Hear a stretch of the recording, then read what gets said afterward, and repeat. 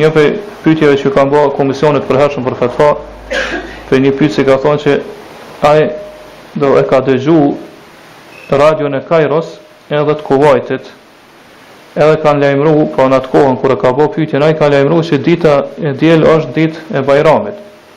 Edhe thotë kë ka bërë Bajram, domethënë ka ndërprer agjërimin e Ramazanit.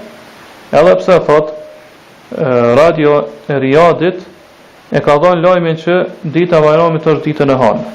Pra një ditë më vonë. Atë çfarë detyrohet ose çka ka obligim me vepru ky person. Komisioni ju përgjigje ka thonë, nëse ky i cili po kërkon pyetje, po kërkon përgjigje, do thonë po kërkon fatva, ka qenë duke banu në Arabinë Saudite, po natën e dielës, edhe ditën e saj atëherë thotë që ka pas obligim me vazhdu agjërimin, ashtu siç ka lajmëruar do thotë radio e Riyadit, se atë ditë është ditë e Ramazanit dhe nuk është ditë e Bajramit.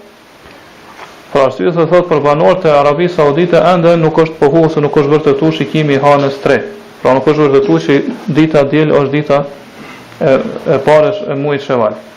Edhe thotë ky person e ka obligim që këtë ditë, cilën e ka prish edhe ka bë iftar, do thotë ka bë Bajram me bë kaza, do thotë me zaventsu me agjërimin e një dite pas kalimit të muajit Ramazanit. Edhe gjithashtu thotë e ka obligim që me bë istighfar, me kërku falje te Allah subhanahu wa taala, për arsye se thotë është veçuar edhe është izoluar, do thotë është nda prej xhamatit muslimanëve në vendin tonë. Edhe thotë nëse ndodh prapë kështu, mos veproj prapë në njëjtën mënyrë. Pastaj gjithashtu këtij komisioni ka bërë një pyetje, edhe ka thënë që cili është mendimi ose vendimi i Islamit rreth mospajtimeve që po ndodhin tek muslimanët sa i përket festave fetare, pra Bajramit, Fitr Bajramit edhe Bajramit Kurbanit. Për arsye se thotë tek disa njerëz kjo po rezulton që ata me agjëru një ditë e cila tek vende tjera muslimane është ditë e Bajramit. Ja thotë pejgamberi sa më ka ndaluar që me agjëru, do thotë ditën e Bajramit. Edhe këta do thotë e ka dhënë një përgjigje. Pa pyetja vazhdon thotë se është mundësia që muslimanët me dalë për këtij mospajtime këtyre kundërthënieve që po vazhdojnë vazhdimisht të muslimanë, që po kanë mospajtime rreth fillimit të Ramazanit, daljes Ramazanit, do të hyrjes Bajramit, e kështu me radhë, cila është mënyra më e mirë, metoda më e mirë që me bashku muslimanët rreth një rrugë të vetme në këtë çështje. Atëherë këta janë përgjigj kanë thënë që vetë ulemaja, pra gjatë gjithë historisë islame kanë mospajtime rreth sa i përket daljes ose lindjes hanës 3, ose vendaljes hanës 3, a janë ato a dallojnë, pra se cili vend me pas vetën, apo do që, do thot, ata të kenë një shikim të hanës 3. Mirë po thot, vetë aktualiteti, logjika shëndosh, kulumtimet e kështu me radhë tregojnë që nuk ka mundësi që gjitha vendet e botës me pas një vendalje të hanës 3. Mirë po se cili vend e ka, ose vendet që janë të përafërta, e kanë vendin e vendaljen e hanës 3 të veçantë për ta. Por nuk ka mundësi, po logjikisht me marrë që në gjitha vendet e botës hana me dal ose vendalja hanës me kanë përbashkë për gjithë.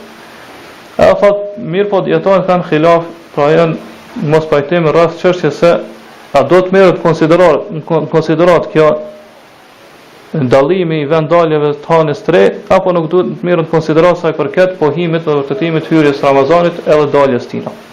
Po disa kanë pas mendimin që duhet merret konsiderat, disa jo. Po këto kemi sqaruar edhe në dersën e kaluar. Mirë po thot përmbledhas kjo mesele, po kjo çështje është prej çështjeve në cilat lejohet ijtihadi mes dietarëve. Po prej çështjeve që kërkojnë studim, kulumtim, shqyrtim e kështu me radhë. Edhe thot është për çështjeve që lejohet me pas ijtihad, edhe do thot mendime ndryshme dietarë rreth kësaj çështje.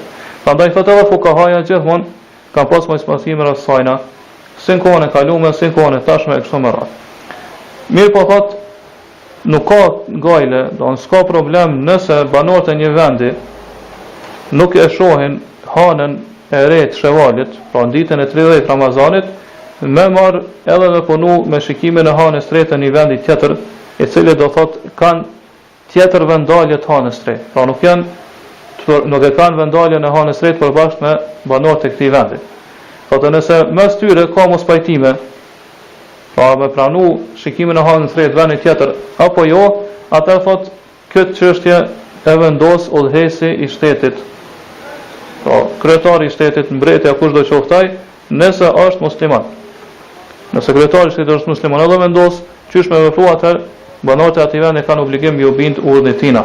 Sepse thot gjithmonë edhe dietarët e kanë përmend fukahaja që vendimi i udhëhesit, pra gjykimi, vendimi që sjell udhëhesi i shtetit e largon mospajtimin mes muslimanëve të atij vendi. E largon mospajtimin mes muslimanëve të atij vendi.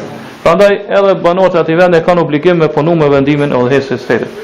Mirë po thot, nëse në atë vend nuk ka udhëhes shtetit që cili është musliman, atëherë thot kjo çështje i referohet edhe i kthehet organizatës apo qendrës më të lartë islame të atij vendi.